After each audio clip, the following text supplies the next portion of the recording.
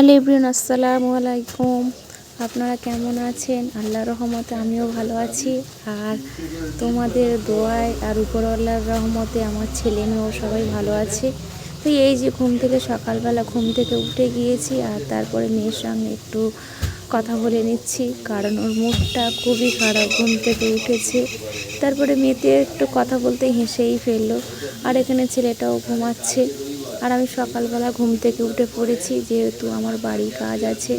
আর এখানে এই জায়গাগুলো না বর্ষাকালে সাপ পোকড়ের ভয়, তো এখানে আমি মিস্ত্রি ধরেছিলাম, তো এটা ঢালাই ফেলে নেব। আর এখানে আমার পুঁইশাক গাছ হয়েছিল, সেগুলোও তুলে নিতে হচ্ছে।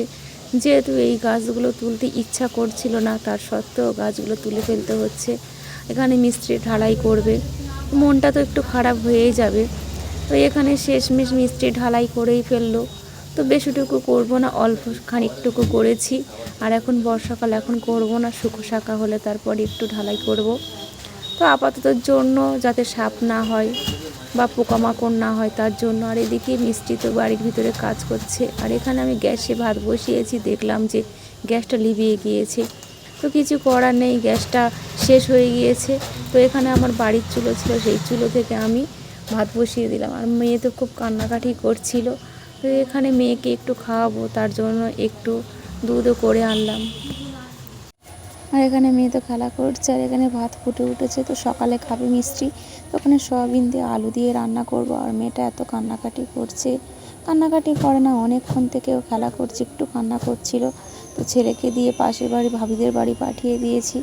আর এখানে প্যাম্পাসও পরিয়ে দিচ্ছি, কারণ ওদের বাড়িতে গিয়ে আবার ডাক্তারখানায় নিয়ে যাব।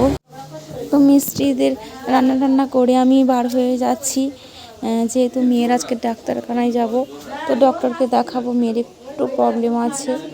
তো এদিকে রান্না শেষ করে আমি মিস্ত্রির কাছে ভাত তরকারি দিয়ে চলে এসেছি।